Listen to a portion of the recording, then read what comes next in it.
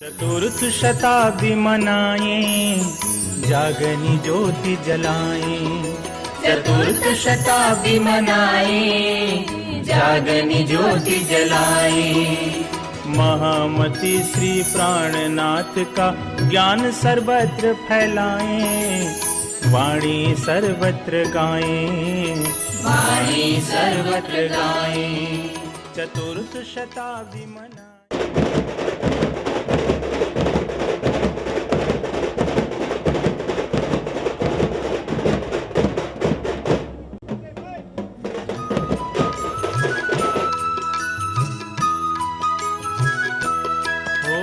सूता होए सो जागियो, जागा बैठा हो। सूता होए सो जागियो, जागा बैठा हो। बैठा ठाड़ा होइयो, ठाड़ा पाँव भरे आगे सोए। बैठा ठाड़ा होइयो, ठाड़ा पाँव भरे आगे सोए। पाँव भरे आगे सोए, पाँव भरे आगे सोए।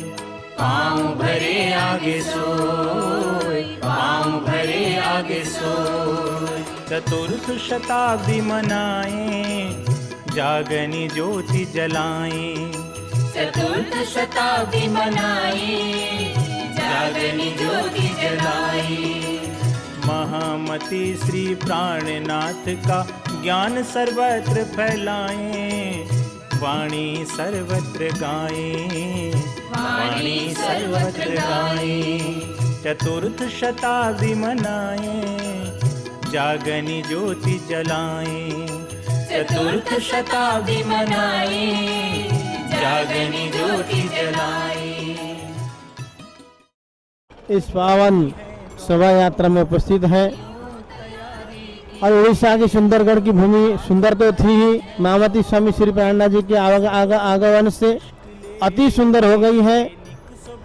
और यहाँ परम पूज्य गुरु जी 108 परमहंस मंगलदास जी महाराज के पावन पगला पढ़ने के कारण, पावन चरण पढ़ने के कारण, तो दिव्य भूमि में बहुत सारे हमारे भक्त सुंदर साथ हैं।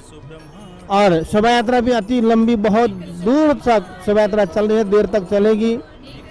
और गर्मी होते हुए भी ठंडी का अनुभव तो हो ही रहा है। सभी सुंदर साथ मस्त हैं, गा रहे हैं, बजा रहे हैं।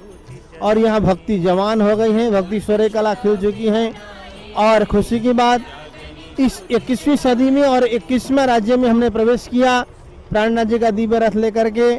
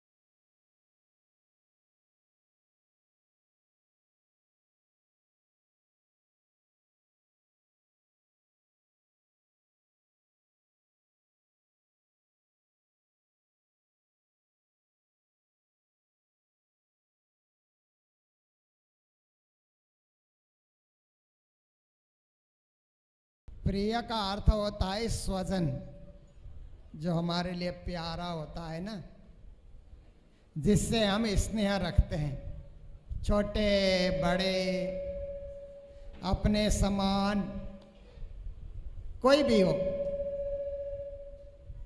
प्रिय होता है वो। और प्रियजन के सुख दुख में हम भी सुखी दुखी होते हैं। वो हंसता है तो हम हंसते हैं, वो रोता है तो हम रोते हैं, और उसके संयोग में हम सुख का अनुभव करते हैं, उसके वियोग में हम दुख का अनुभव करते हैं। उसे प्रिय कहा जाता है। प्रिय मित्र, प्रिय पुत्र, प्रिय भाई, प्रिय घर, प्रिय परिवार। और नंबर 2 में प्रियतर। प्रियतर किसको कहा जाता है? पति को प्रियतर कहा जाता है, क्योंकि पति और लोगों से ज्यादा नजदीक होता है ना। पति या पत्नी, पति के लिए पत्नी प्रियतर है, पत्नी के लिए पति प्रियतर है। पर उससे भी परे और एक शब्द है प्रियतम। प्रियतम केवल परमात्मा होता है, मालिक होता है, स्वामी होता है, जिसने हमको रचा, जिसने हमको जगत दिखाया, जिसने माया का खेल दिखाया, संसार में जन्म लेने का मौका दिया जिसने। हम अपने आप तो नहीं आए संसार में, हमें पता ही नहीं था संसार क्या चीज है, पर किसी अदृश्य शक्ति ने हमको भेजा ना। परमात्मा ने हमें दुनिया में भेजा, दुनिया देखने के लिए। देखो संसार, माया देखो, प्रकृति को देखो, बंधन को देखो, जन्म मरण को देखो, दुनिया की व्यवस्था को देखो, ये दुनिया के बाजार को देखो। किसी ने हमको भेजा, वो हमारा प्रियतम है, वो हमारा मालिक है, वो हमारा प्राणों का नाथ है, वो हमारा पूर्ण ब्रह्म परमात्मा है। तो ऐसे प्रियतम पूर्ण ब्रह्म परमात्मा को ही हम प्राणनाथ कहते हैं। और वो प्राणनाथ आज से 400 साल पहले जामनगर की धरती पे एते दिन त्रिलोक में होती जो बुद्ध सुपन्ना, सो बुद्ध जी बुद्ध जागृत ले प्रकटे पुरी नौतन्ना। हमारे प्रियतम कहाँ आए? जामनगर में, नौतनपुरी में। आज तक संसार में धार्मिक शास्त्रों में जिस बुद्धि का प्रयोग हुआ, वेद लिखे गए, पुराण लिखे गए, शास्त्र लिखे गए, उन सब शास्त्रों में संसार के व्यवस्था की बात भी लिखी गई, कर्मकांड भी लिखा गया, उपासना भी लिखा गया, ज्ञान भी लिखा गया, अध्यात्म भी लिखा गया। तो जितने भी शास्त्र रचे गए, सारे के शास्त्र जो रचे गए ना, वो बुद्धि से ही रचे गए ना, विवेक से रचे गए, चिंतन से रचे गए, अनुभव से रचे गए। ऋषियों ने ध्यान किया, तप किया, तो शास्त्रों का निर्माण हुआ ना। वेद व्यासी ने सारे शास्त्रों को लिपिबद्ध कर दिया, वेदों को लिपिबद्ध कर दिया, पुराणों को लिपिबद्ध कर दिया। प्राणनाथ जी महाराज कहते हैं शास्त्रों में सब कुछ आया, जिन जानो शास्त्रों में नहीं है, इस शास्त्र में सब कुछ। कहते हैं शास्त्र में ये नहीं लिखा, ऐसा न सोचो, सब कुछ लिखा गया।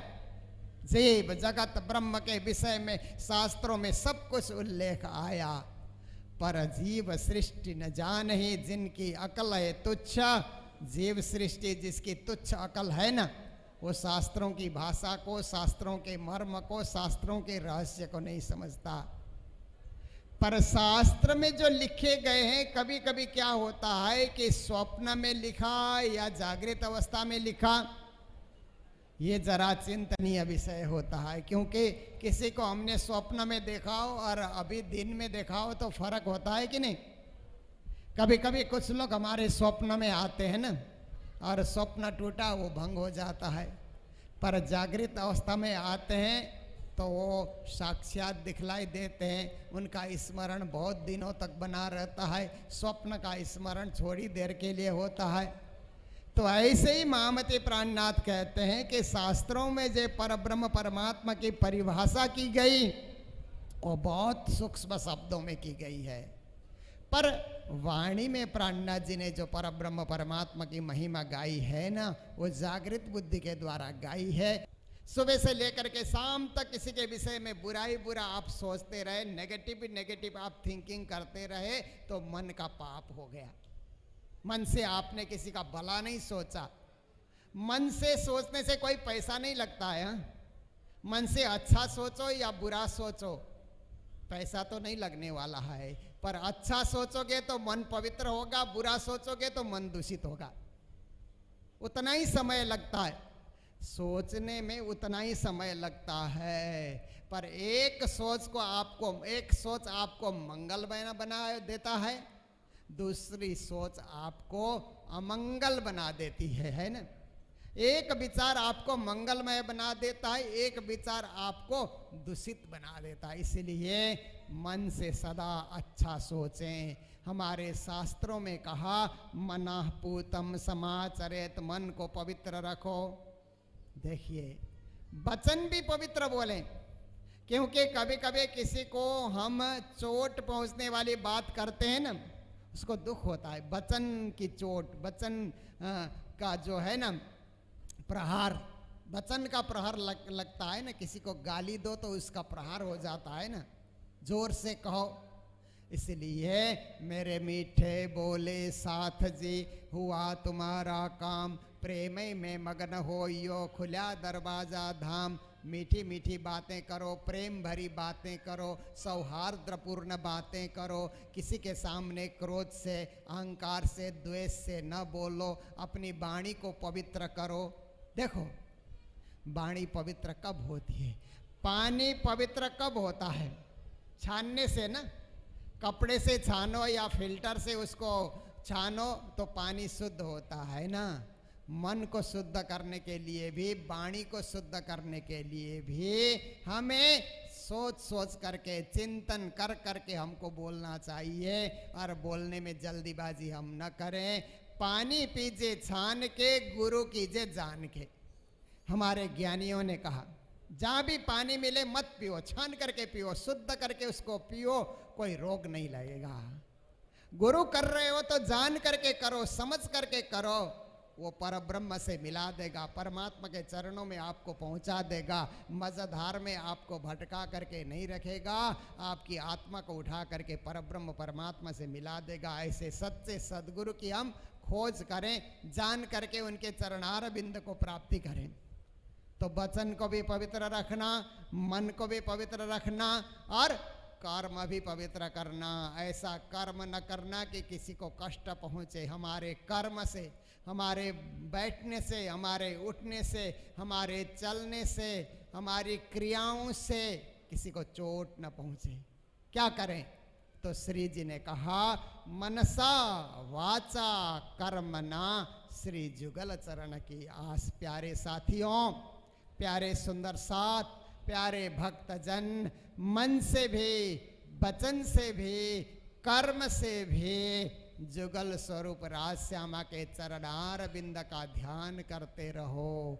ध्यान करोगे ना तो शुद्धि अपने आप आएगी, बुद्धि अपने आप सुधरेगी, और हर प्रकार से हमारी क्रियाएं अपने आप सुंदर बन करके जाएंगी। इसके लिए हमें सच्चाई से जुड़ना होगा। साचरी साहेब साच सो पाइए। सच्चे परमात्मा को पाना है तो सच्चा बनना ही होगा। देखिए हम लक्ष्य तो सच्चाई का रख रहे हैं, कर झूठा काम कर रहे हैं। क्रिया हम जो कर रहे हैं ना, कर्म जो हम कर रहे हैं वो झूठा कर्म कर रहे हैं, और लक्ष्य हमने सत्य को पाने का रखा है। क्या हम पाएंगे? जब हमारा जो फाउंडेशन है वही गलत है, तो गलत रास्ते से चल करके सही गंतव्य में कोई नहीं पहुंच सकता है। गलत मार्ग चल करके, उल्टा मार्ग चल करके सही दिशा में कोई जा नहीं सकता है। सही दिशा में जाना हो तो सही मार्ग ही आपको चुनना होगा। परम धाम जाना होगा तो बेहद का मार्ग ही आपको चुनना होगा। हद के मार्ग से कोई परम धाम जा नहीं सकता। इसलिए प्राणनाथ जी महाराज कहते हैं सच्चे साहिब को पाना है, सच्चे परमात्मा को पाना है, सच्चिद आनंद को पाना है तो जीवन में सच्चिद आनंद उतारने का प्रयास करो।